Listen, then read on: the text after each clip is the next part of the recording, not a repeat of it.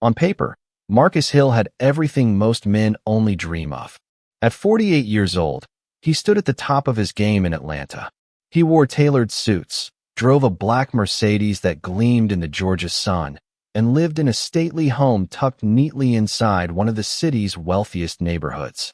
Neighbors waved as he jogged past in the mornings, admiring how polished and put together he always looked. At barbecues and church events, people whispered about how lucky his wife must be. That wife, Lorraine, was 45, a former schoolteacher who had traded her chalkboard and lesson plans for a life of hosting charity luncheons and keeping up appearances beside her successful husband. She was the kind of woman who never showed up to church with her hair undone, who greeted people with warmth even when her heart ached. From the outside looking in, the Hills were the portrait of the American dream: wealth, stability, respect. But inside that large brick house with the white shutters, a very different reality was slowly rotting their marriage from within. Marcus had grown distant. At first, Lorraine thought it was the stress of business. He often came home late, tossing his tie onto the couch, claiming exhaustion. When she reached for him at night, he turned away. When she suggested a vacation, he insisted he was too busy. The intimacy that had once glued them together had withered, leaving only polite conversations over dinner and the occasional strained smile at social events. Lorraine noticed the silence most at night. The house would settle, cicadas humming outside, and she would lie awake staring at the ceiling while Marcus snored lightly beside her, his body angled away.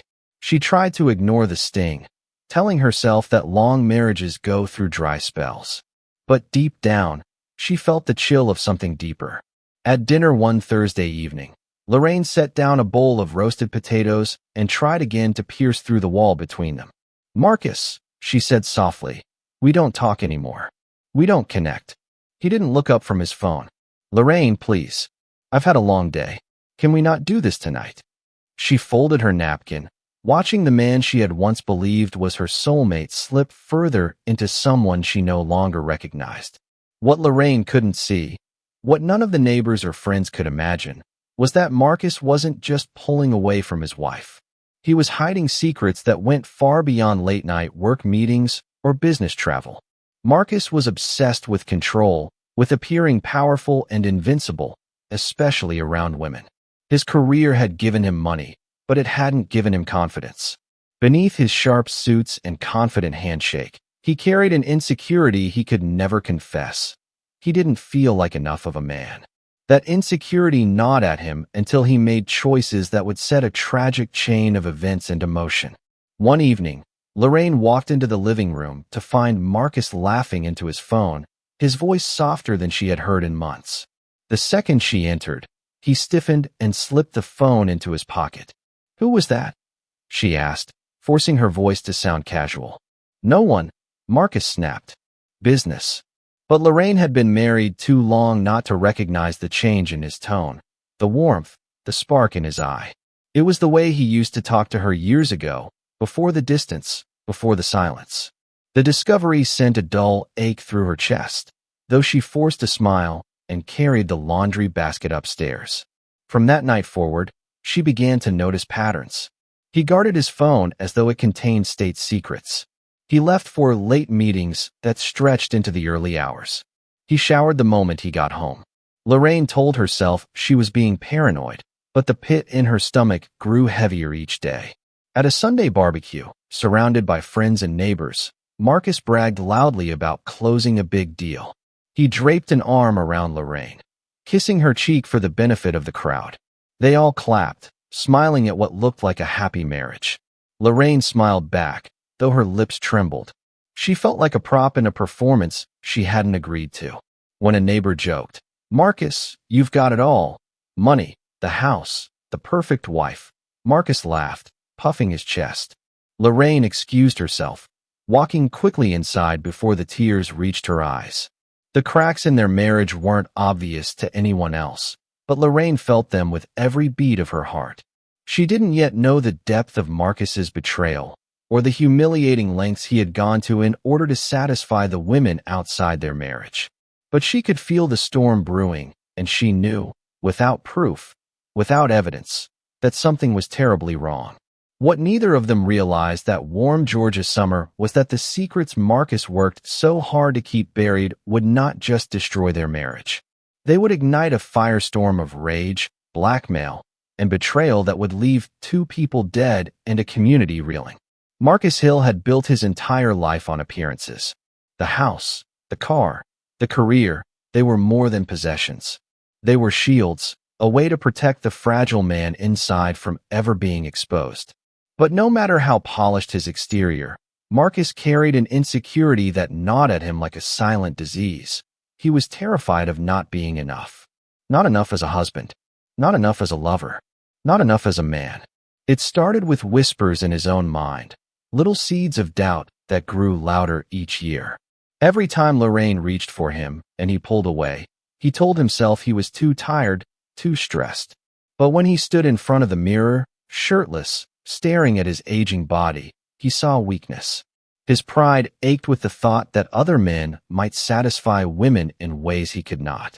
So Marcus turned to something no one in his world could ever know about, a secret surgery, an enhancement. It wasn't about health. It wasn't about necessity. It was about ego, about control. The first time he stepped into the discreet Atlanta clinic, the air smelled faintly of antiseptic and cologne. He kept his sunglasses on as he signed the paperwork, as if anonymity could erase shame. The receptionist, a young woman with a practiced smile, handed him the brochure without a flicker of judgment. "Many men your age make this choice," she assured him. Marcus nodded, pretending confidence. But inside, humiliation burned. If anyone found out, not his wife, not his colleagues, not the mistresses, his empire would collapse. Weeks later, when the procedure was finished, Marcus tucked the paperwork and aftercare instructions into a plain envelope. He shoved it deep inside his closet, behind winter coats he hadn't worn in years. He told himself Lorraine would never find it. The change gave him something he hadn't felt in years, a surge of power. He convinced himself he was reborn, stronger, virile. And soon, he tested this new version of himself with women who had nothing to do with his suburban life. That's how he met Tasha. She was 28, sharp as a blade and twice as dangerous.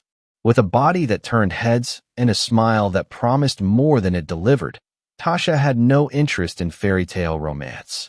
She was drawn to Marcus's money, to the expensive dinners, the jewelry, the promises of a future she didn't really want but knew how to demand.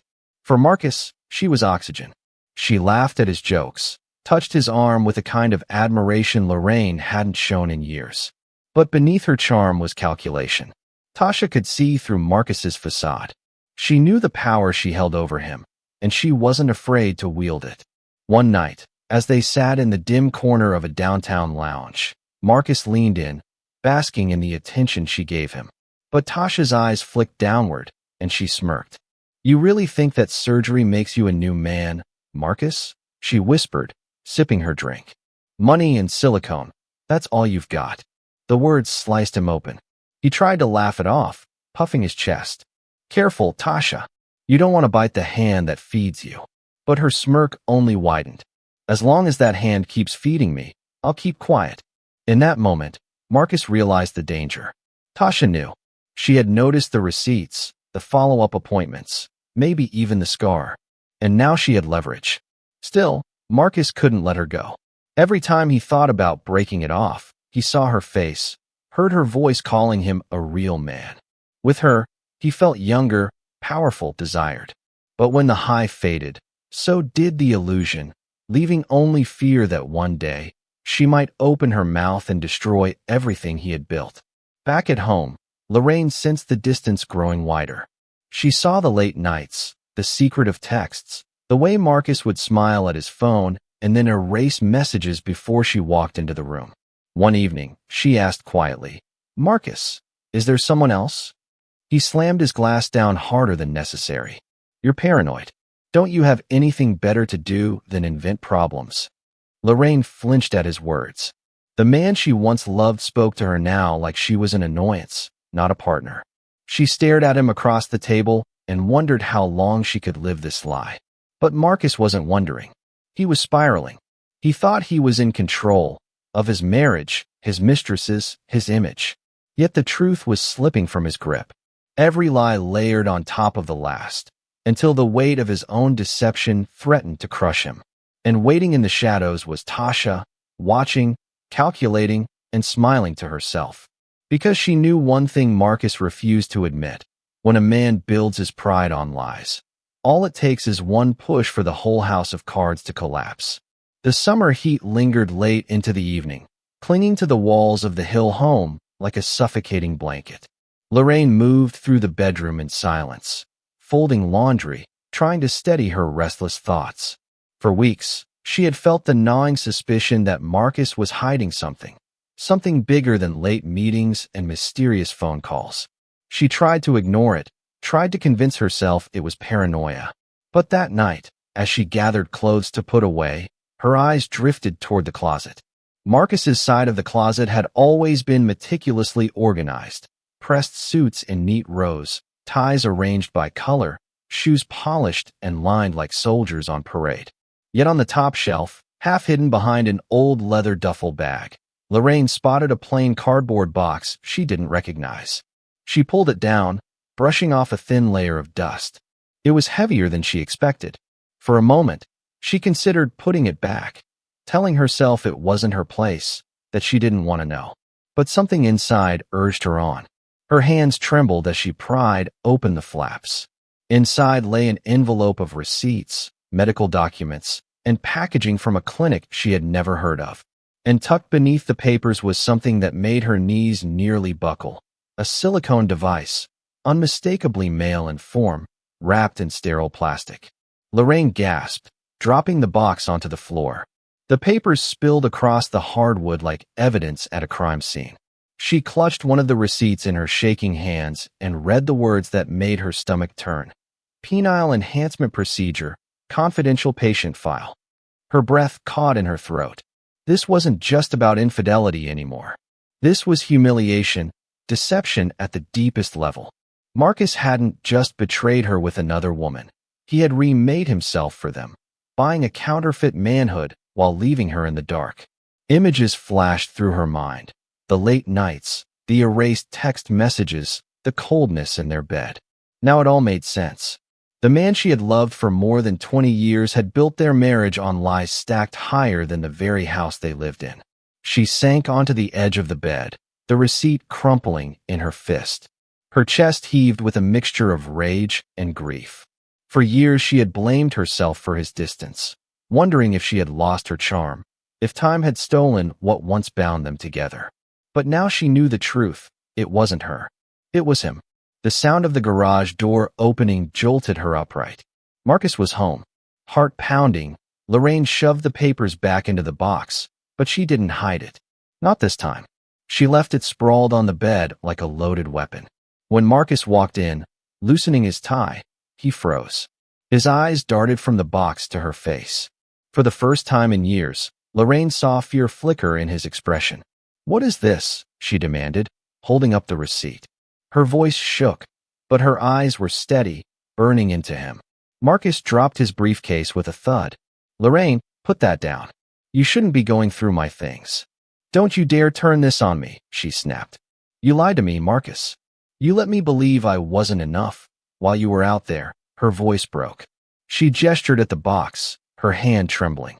"Buying yourself a new body for those women." Marcus's jaw tightened, his eyes hardening. "You don't understand. A man has to. A man." Lorraine cut him off, her laugh bitter and sharp. "A man doesn't need silicone to feel like one. A man honors his vows. A man doesn't humiliate his wife." His hands balled into fists at his sides. "I did this to feel whole. You don't know what it's like to carry that kind of shame." Lorraine stepped closer, her voice low, almost a whisper. "You don't know what it's like to sleep next to someone who treats you like a stranger. To love someone who thinks you're so worthless he has to buy a new body just to touch another woman." The silence that followed was heavy, electric. Marcus looked away, his lips pressed tight. For the first time, he couldn't hide behind arrogance or money. Lorraine's eyes filled with tears, but she refused to let them fall. "How long, Marcus? How long have you been living this lie?" He swallowed hard, his voice barely audible. "Long enough." The admission landed like a blow. Lorraine staggered back, clutching the edge of the dresser to steady herself. She felt the floor tilt beneath her, as though the world she had known was collapsing in real time.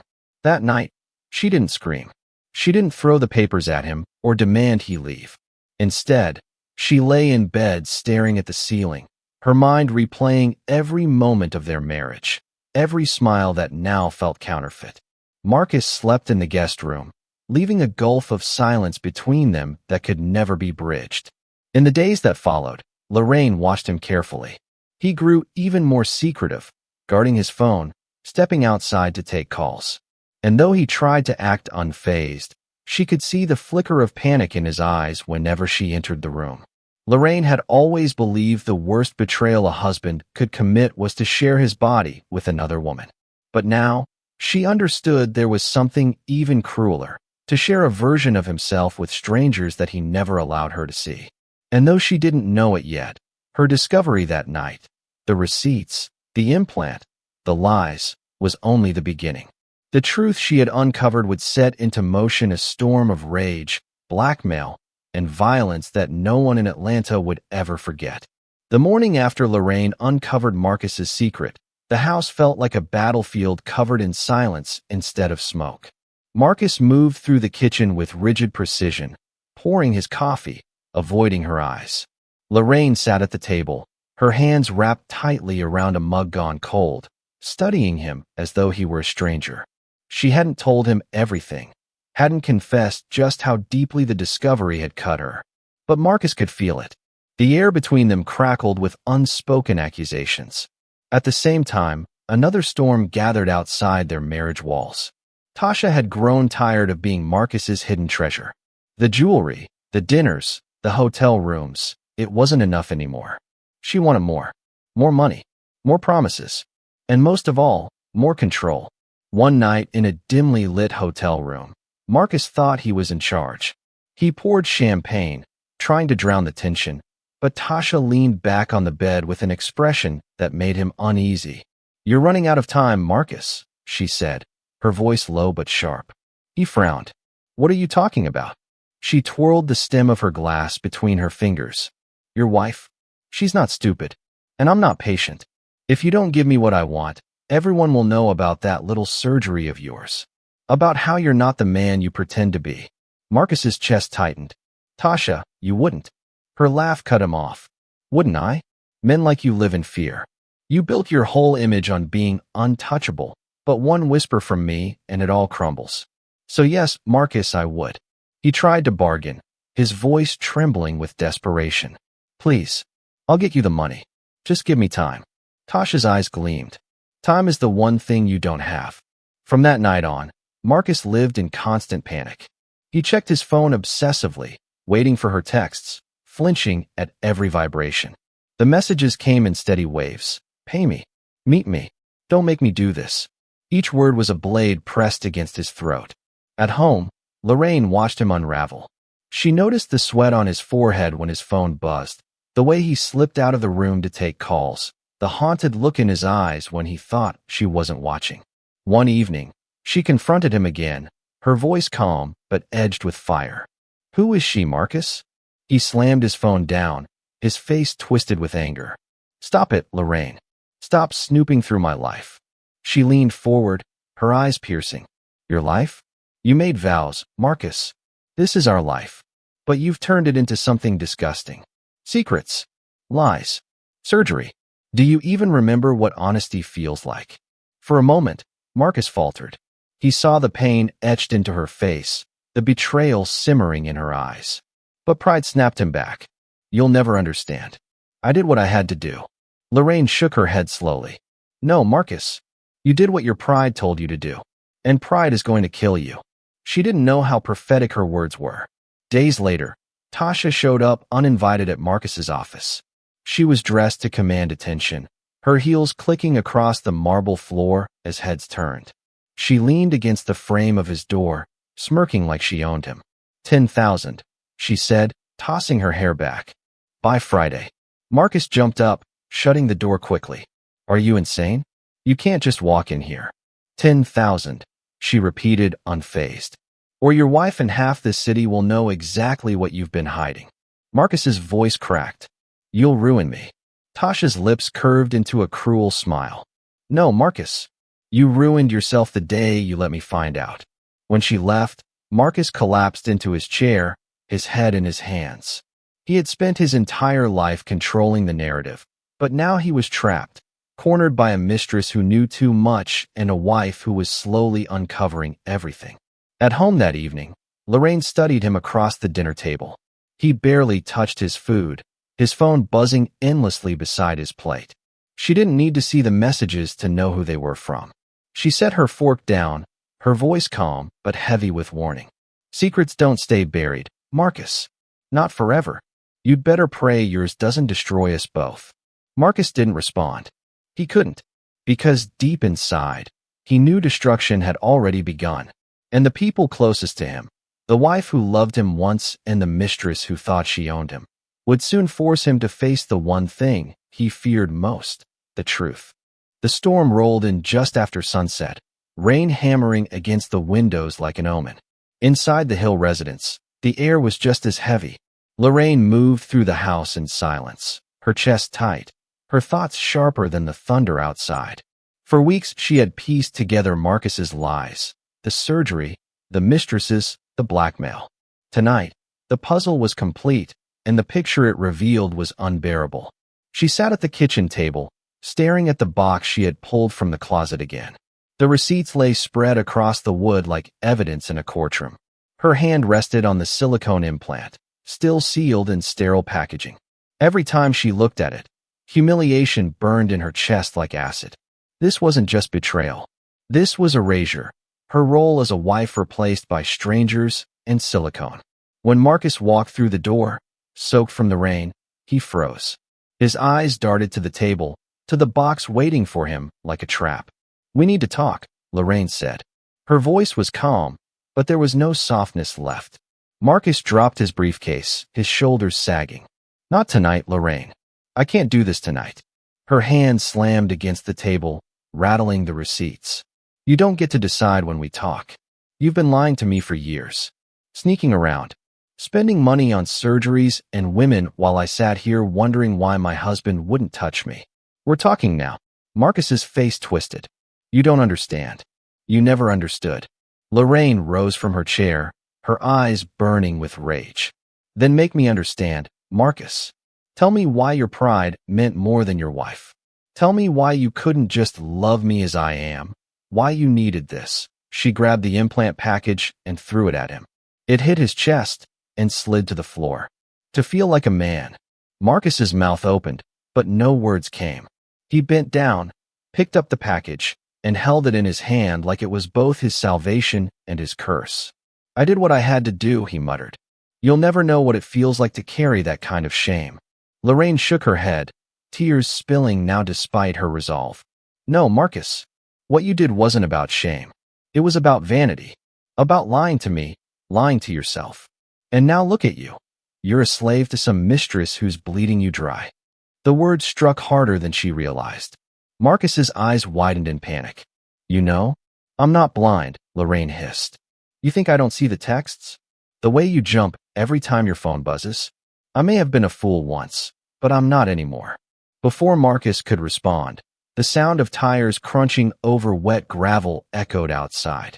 Both turned toward the window just as headlights cut across the rain-soaked driveway. A car door slammed. High heels clicked against the concrete walkway. Lorraine's stomach sank. She didn't need to ask who it was. The front door swung open before Marcus could stop it, and Tasha stepped inside as though she owned the place. She wore a red dress that clung to her curves, her makeup sharp, her smile wicked. Water beaded on her shoulders, but she didn't care. Well, isn't this cozy? She said, her eyes darting between Marcus and Lorraine. Wife meets mistress. Took you long enough to figure it out. Lorraine's heart pounded, her fists trembling at her sides. Get out of my house, she spat. Tasha laughed, a cruel, cutting sound. Your house? Sweetheart, the only reason this roof is still over your head is because your husband's been paying me to keep my mouth shut. You should be thanking me. Lorraine lunged forward, but Marcus grabbed her arm. Lorraine, stop. Don't touch me, she screamed, yanking away. Her eyes darted between them, her voice breaking. Do you see what you've done, Marcus? You've brought her into our home, into our lives. You've destroyed everything. Marcus tried to reason, his voice desperate. Tasha, please, this isn't the time. But Tasha wasn't backing down. She stepped closer, her heels clicking against the hardwood. Time's up, Marcus. I told you what I wanted. 10,000 by Friday. And now your wife knows everything. So maybe I should just tell the world, too. Marcus's face drained of color. Don't. Please. You don't know what you're doing. Oh, I know exactly what I'm doing, Tasha sneered. She turned to Lorraine, her tone mocking. Did you know your husband isn't even a real man? Did you know he had to buy what nature never gave him? That's the man you've been lying next to for 20 years. Lorraine's breath caught in her throat. The humiliation, the rage, the heartbreak, it all exploded at once. She stumbled back into the hallway, her vision blurred with tears. And then her eyes landed on the cabinet by the stairs. Inside was the revolver Marcus had bought years ago for protection. Her hands moved before her mind could catch up. She opened the cabinet, pulled out the gun, and turned back toward the kitchen. Marcus's eyes widened in horror. Lorraine, no. Put it down. We can talk this out. Talk. Lorraine's voice cracked, sharp and trembling. All you've done is lie to me, Marcus. Lie and humiliate me. And you. She swung the gun toward Tasha, who froze mid-step. You came into my home, laughed in my face. You think you can destroy me? You think I'll just sit here and take it? Tasha raised her hand slowly, her smirk fading for the first time. Lorraine, you don't want to do this. You'll ruin your life. My life, Lorraine shouted, her finger tight on the trigger. My life ended the moment I realized my husband replaced me with lies and silicone. The room fell silent, the rain pounding harder outside. Marcus stepped forward, his voice breaking. Lorraine, I made mistakes. I was weak, but I never stopped caring about you. Please, don't do this. Tears streamed down her face. If you cared, Marcus, we wouldn't be here. The gun trembled in her hand, the weight of years of betrayal pressing down. She didn't know who she hated more, Marcus for his lies, or Tasha for her cruelty. But in that moment, one thing was clear. This was no longer about saving a marriage. This was about reclaiming the pieces of herself she had lost. The rain outside grew heavier, drumming against the roof like 1,000 pounding fists. Inside the kitchen, time seemed to freeze. Lorraine stood trembling, the revolver in her hands, her finger brushing the trigger as thunder shook the walls. Marcus stared at her, wide-eyed, sweat dripping down his temple. Tasha stood frozen in the red dress that seemed to burn against the pale kitchen light, her lips parted but speechless for the first time. The silence stretched, unbearable. Lorraine, Marcus said finally, his voice raw, stripped of arrogance. You don't have to do this. We can fix it. Please. Lorraine shook her head slowly, tears blurring her vision. Fix it. You broke me, Marcus. Every lie, every night you turned away from me, every moment you chose someone else. You didn't just cheat, you erased me. Her words cut sharper than any bullet, but Tasha wasn't about to be silent for long. She scoffed, her hands still raised. Oh, please. You think killing him will make him love you again? He never loved you. That's why he came to me.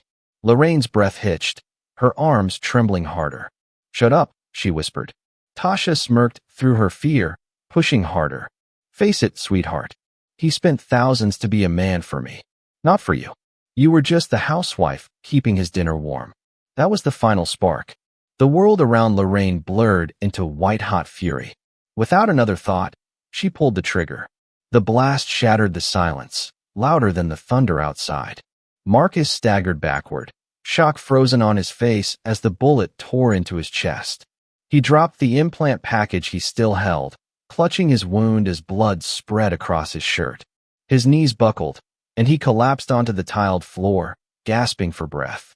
Marcus! Tasha screamed, stumbling back. Her heels slipped on the slick floor as she scrambled toward the door. But Lorraine's grief had already transformed into rage, unstoppable and consuming. She turned the gun on Tasha, her voice breaking. You took everything from me. Everything. Tasha's eyes widened in terror as she reached for the doorknob. "Lorraine, please." The second shot rang out. Tasha's body jerked violently, the red of her dress blending with the darker stains spreading across her chest. She collapsed near the doorway, her eyes wide, unblinking. For a moment, the only sound was the rain hammering the windows and Marcus's ragged breaths as he lay dying on the floor. Lorraine stood frozen, the gun still in her hands, her chest heaving, her ears ringing from the gunfire. The world had gone quiet inside her head, a hollow emptiness where anger had lived only seconds before. Marcus's lips moved faintly, his voice barely a whisper. "Lorraine," his eyes pleaded, but the strength was gone. With one final exhale, his body went limp. The revolver slipped from Lorraine's hands, clattering onto the tile. She stumbled back against the counter, her knees weak, her entire body trembling.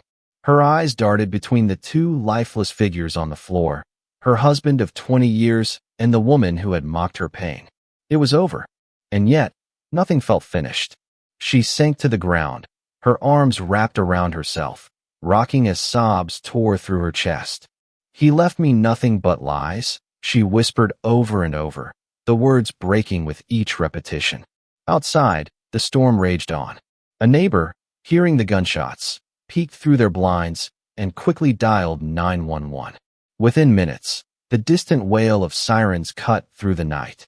Red and blue lights flashed against the rain-slicked windows, painting the kitchen in a kaleidoscope of tragedy. Lorraine didn't move when the police burst through the door. She sat on the floor, her dress soaked with tears and sweat, her face pale. The revolver lay beside her, untouched now, no longer a weapon but a symbol of everything shattered. "Ma'am, drop the weapon," an officer shouted. Her eyes lifted to them slowly, hollow and vacant. "It's already done," she whispered. Two officers moved in cautiously, kicking the gun away, pulling her arms behind her back. The cold bite of handcuffs snapped her back into reality. She looked down at Marcus one last time, his lifeless body sprawled on the tile, and felt a wave of grief crash over her. She had loved him once, more deeply than he ever deserved. But pride and lies had dragged them both into ruin. As the officers led her out into the rain, neighbors gathered under umbrellas, whispering in shock. The Hills had always seemed untouchable, the perfect couple behind their manicured lawn and shining windows. Now, that illusion lay shattered in blood on the kitchen floor. Lorraine tilted her head back toward the storm, letting the rain wash over her face. She didn't resist. She didn't fight. She only whispered one final line as they placed her into the back of the patrol car. "All he left me was lies." The Hill murders became front-page news almost instantly. By dawn, local television anchors stood outside the police station, their umbrellas straining against the wind as they repeated the details. Respected businessman Marcus Hill and his mistress, Tasha Johnson, shot dead inside the Hill home. The alleged shooter? Marcus's wife of 20 years, Lorraine. The story had everything the media thrived on: wealth, betrayal, sex, pride, and blood. Soon the headlines screamed. From perfect marriage to double murder, and wife snaps after husband's shocking secret. The city of Atlanta buzzed with speculation. But the courtroom is where the true drama unfolded. The trial began 3 months later in a crowded Fulton County courthouse. The courtroom itself seemed to breathe with tension, wood-paneled walls, polished benches filled with curious spectators, reporters scribbling notes. At the front, Judge Harold Benton presided, his stern expression warning both sides he would not tolerate theatrics. Lorraine entered in a navy prison jumpsuit, her once polished hair now streaked with gray. She looked smaller somehow, as though grief had hollowed her out. Yet her eyes held a quiet fire, a mixture of sorrow and defiance. The prosecution wasted no time painting her as a cold-blooded killer. Assistant District Attorney Paul Harrington, a man with steel gray hair and a booming voice, pointed at her with a theatrical flourish. This woman executed her husband and his mistress in cold blood. This was not self-defense. This was not a moment of fear. This was vengeance, premeditated, merciless vengeance. He displayed photos of Marcus and Tasha, smiling in life, now juxtaposed with stark autopsy images. The jury flinched. Lorraine lowered her gaze, her lips pressed tight, as if each image was another nail driven into her coffin. The prosecution called witnesses to describe the crime scene.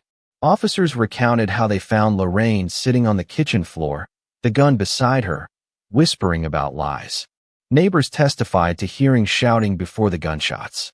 Harrington hammered the point. She knew exactly what she was doing. But the defense told a different story.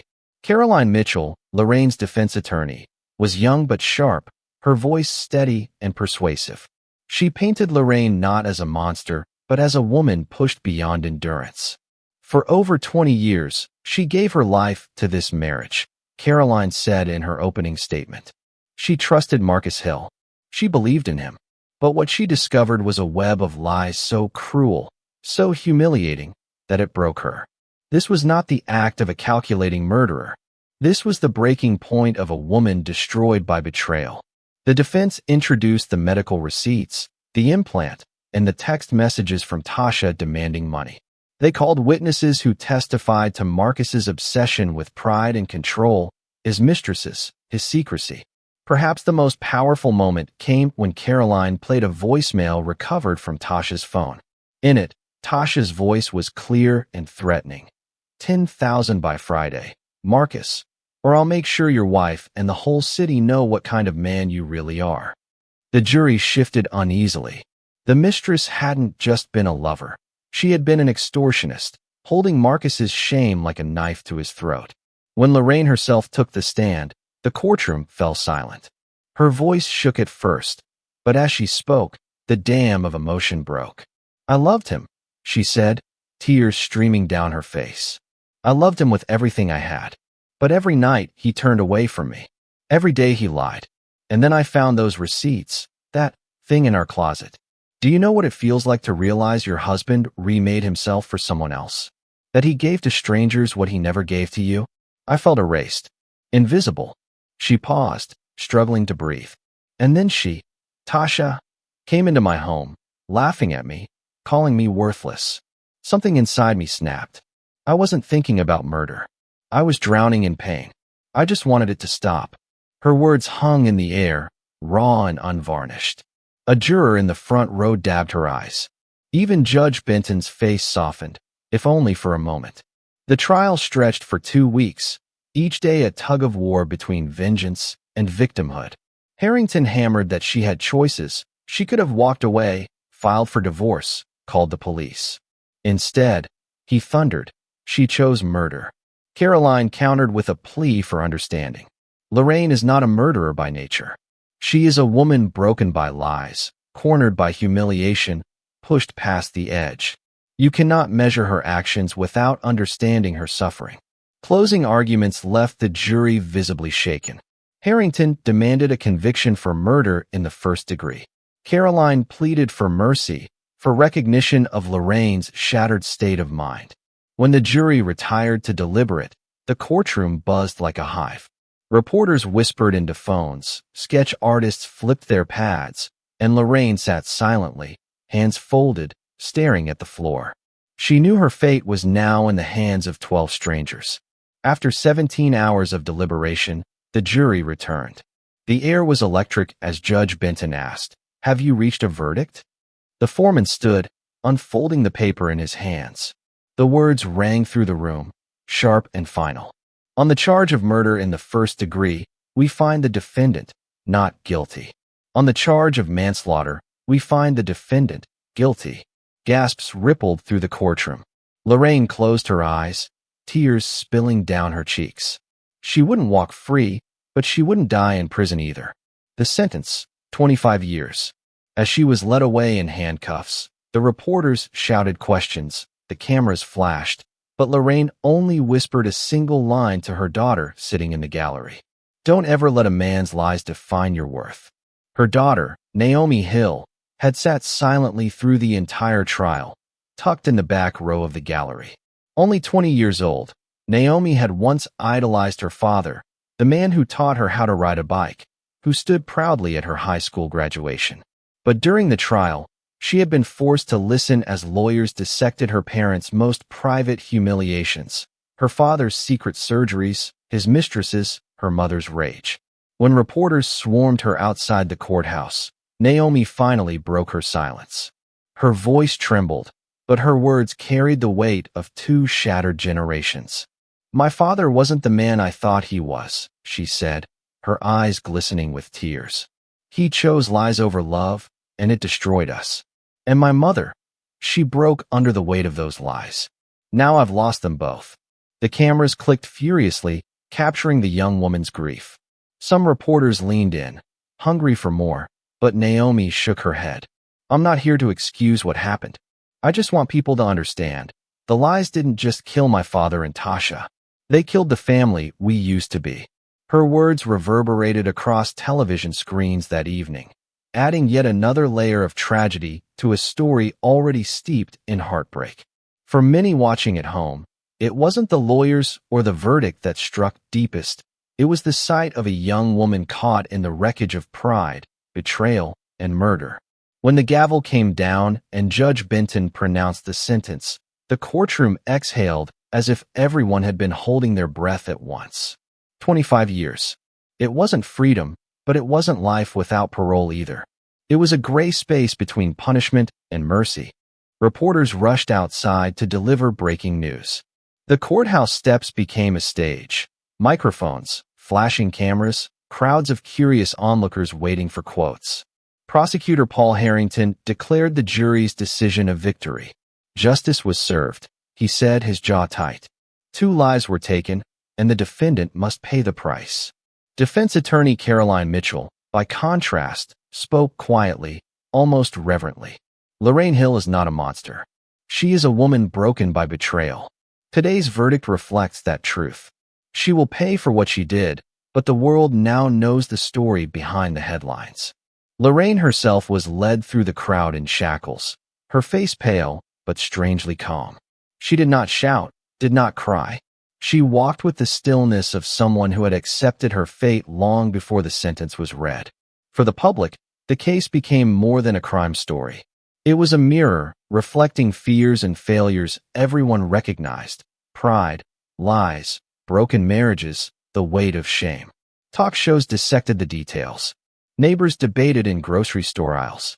Some sympathized with Lorraine, calling her a victim who cracked under unbearable humiliation. Others condemned her as selfish, insisting nothing justified the pulling of a trigger. But for Lorraine, life shrank to the narrow walls of a women's correctional facility. Her first nights in prison were the hardest. The clang of iron doors, the hum of fluorescent lights, the constant presence of strangers. It was a far cry from the quiet suburban home she had once kept spotless. She lay awake on a thin mattress, staring at the ceiling, hearing Marcus's voice in her head. Sometimes it was tender, the way he spoke to her in their first years of marriage.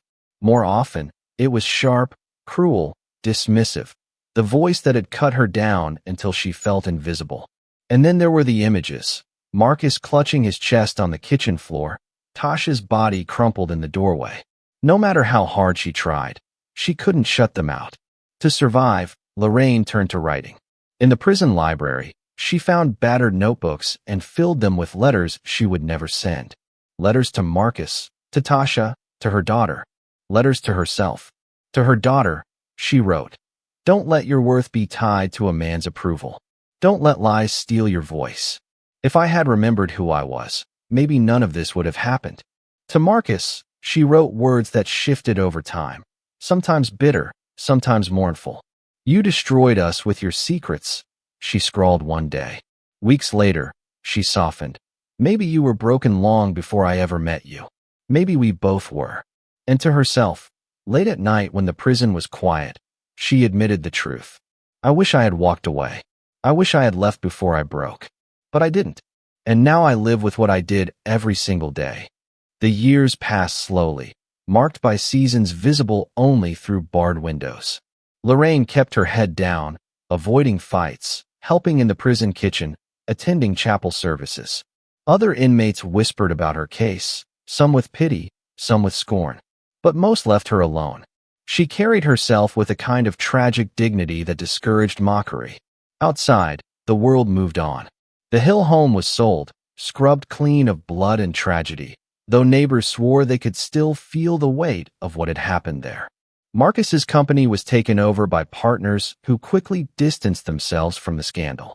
Tasha's family held a funeral that was sparsely attended, her reputation tainted by the blackmail revealed in court. Yet Lorraine's name never disappeared. Documentaries revisited her story, casting her alternately as villain and victim. Journalists debated whether 25 years was too lenient or too harsh. To some, she was a cautionary tale. To others, a woman punished twice, once by betrayal and once by the law. Lorraine herself did not argue with either version. She simply lived with the weight of her choices, day after day. On the 10th anniversary of the murders, she sat in the prison yard under a gray sky, her hands folded in her lap. Another inmate asked her quietly, "Do you ever regret it?" Lorraine's eyes filled with tears, but her voice was steady. "Every day, but regret doesn't bring them back. Regret doesn't erase the lies. All it does is remind me of who I used to be and who I'll never be again." In the end, the tragedy of the Hill family wasn't just about murder. It was about the lies that built the foundation of their lives, the lies Marcus told to protect his pride, the lies Tasha used to gain control, and the lies Lorraine told herself just to survive. And when those lies collided, they left nothing but ruin. For some, the story was a chilling reminder of how fragile love becomes when built on secrets. For others, it was a warning about pride, about the desperate lengths people will go to preserve the image of being enough. But for Lorraine Hill, locked away behind bars, it was simply her life now. A life defined not by the years she had once spent as a devoted wife, but by one night of thunder, rage, and gunfire. As she returned to her cell, she whispered words only she could hear. "Pride killed us all, and I'll carry that until the day I die." In the end, the Hill murders were never just about a gun, or even about infidelity. They were about pride, fragile, destructive pride. Marcus Hill built his life on a foundation of appearances, desperate to look like more of a man than he believed himself to be. Tasha Johnson used that weakness like a weapon, twisting it for her own gain. And Lorraine, a wife who had given everything, was left to choke on the humiliation of lies stacked higher than love could bear. One stormy night, all three collided, and pride turned lethal.